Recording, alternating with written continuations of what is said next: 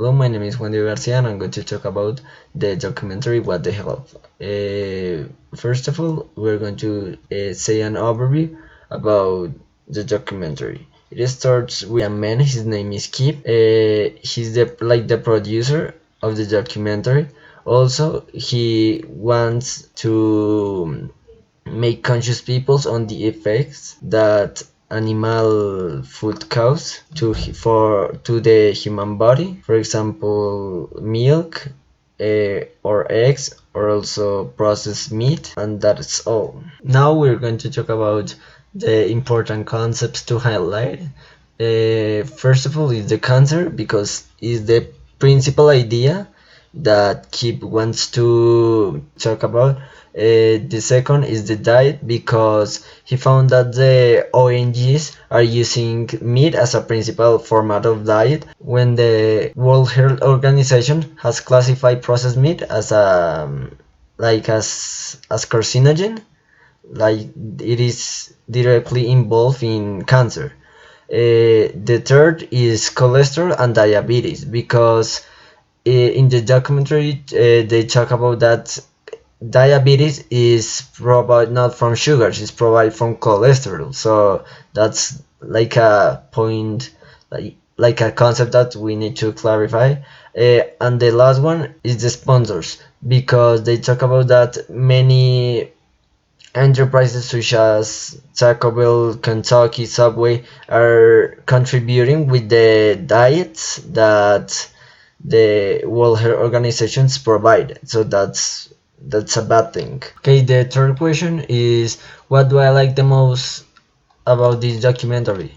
Well, first of all, the way that Kip made the investigation, because he talked with some associations in order to take them information that they don't want to publish to all the world.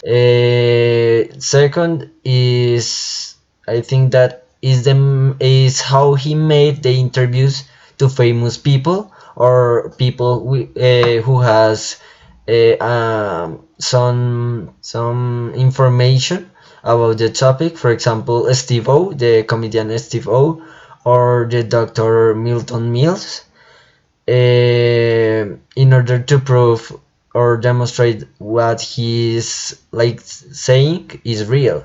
And finally, I think that is the way that he demonstrate that major ONGs take money from sponsors, or that some companies give some money to ONGs, like for example Taco Bell and Kentucky, in order to promote their food. So that's the other thing. The next question is what I don't like about this documentary. Well, first of all, I think that he makes his explanation too difficult. For example, in a part, he was talking about diabetes, and he was explaining that sugar was not involved with diabetes, but he explained in a difficult way. So I think that a normal people that doesn't know about the topic wouldn't be it will be difficult to understand it. And the other would be like the conclusion, because I think that he tried in a indirect way to convince people in order to being vegan. But I think that it's better to have like a personal opinion, and not trying to convince us, because that makes like the documentary not well worse. Okay, we're going to talk about now if this documentary have changed my point of view of life. Okay, well, first of all, I think that it wouldn't change my point of view of life for now, because for example me, I don't have like the I have the temptation to eating many other things. For example, would be a cheeseburger, or could be a hot dog. That wouldn't be like my point of view. But I think that probably in the future I will be vegan, because it makes me an interesting idea. It's for me it's an interesting idea, but for now it doesn't convince me a lot. Other thing is that we need to enjoy our lives because for now we are young people. I think that for now we need to like enjoy our lives, and probably in the future our point of view will be different. So I think that it's better for now continue with the temptation and no more. And the final question is, would you recommend this documentary? Why or why not? I would recommend this documentary because it will makes us interesting of our lives. Yes, because we are now just thinking on what we like to eat, but not on what is better for us.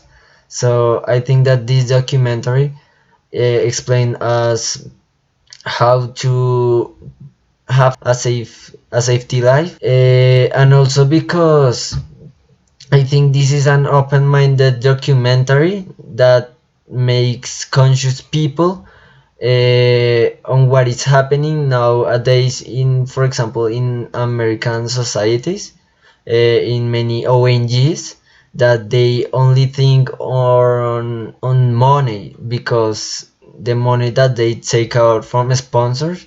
So that's interesting to know that not only for example, Latin countries are involved in corruption. Also countries as England or USA also have a corrupt government. So that's good to know. Okay, thanks for listening, and bye.